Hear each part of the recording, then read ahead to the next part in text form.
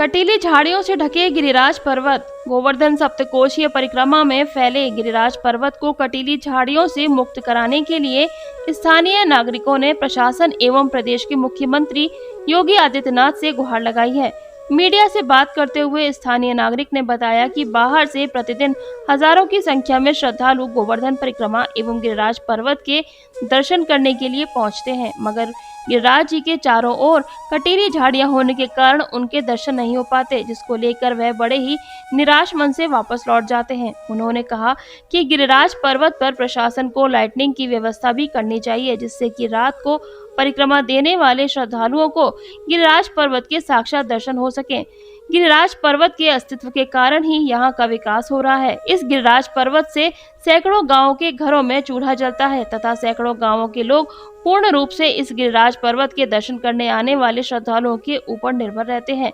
प्रशासन को इसके चारों ओर साफ सफाई एवं लाइटनिंग की व्यवस्था का ध्यान रखना चाहिए, जिससे कि गिरिराज पर्वत की अलौकिक छवि के दर्शन सभी गिरिराज भक्तों को मिल सके।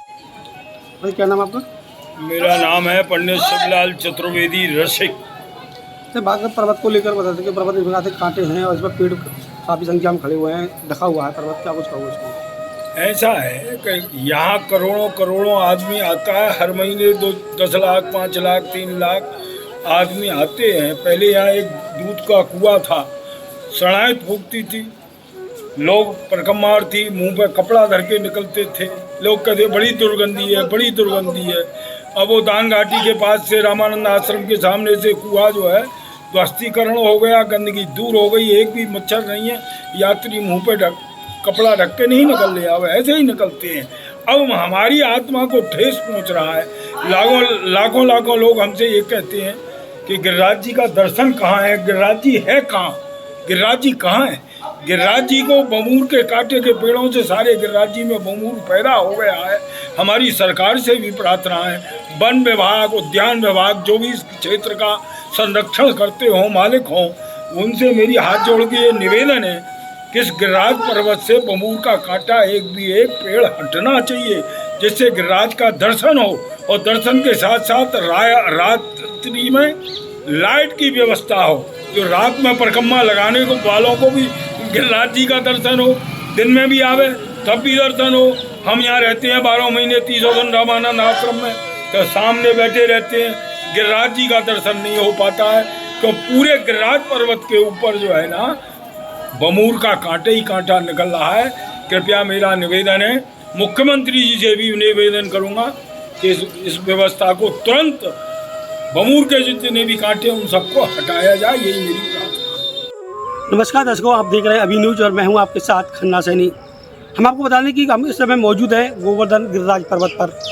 गोवर्धन गिरिराज पर्वत पर छाई हरियाली श्रद्धालुओं को अपनी ओर आकर्षित करती हुई नजर आती है।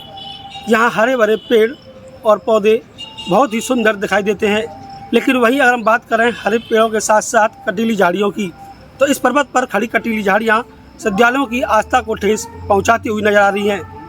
इन झाड़ियों ने गिरिराज पर्वत को इस कदर ढक दिया है कि यहाँ आने वाले श्रद्धालु गोवर्धन पर्वत के दर्शन तक नहीं कर पाते, जिसको लेकर स्थानीय लोगों ने भी निराशा जताई है। यहाँ के स्थानीय लोगों का कहना है कि शासन प्रशासन द्वारा इस व्यवस्था को जल्द से जल्द ठीक किया जाए।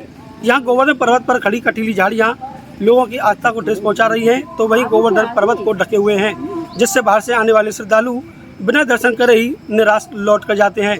जिसको लेकर यहाँ के एक स्थानीय संत ने भी शासन प्रशासन और जहाँ तक कि प्रदेश के मुख्यमंत्री योगी आदित्यनाथ से भी गुहार लगाई है, इन कटीली झाड़ियों को पर्वत से हटाकर और पर्वत के ऊपर लाइट की व्यवस्था भी की जाए, जिससे कि लोगों को रात में गिरिराज पर्वत के दर्शन हो सके।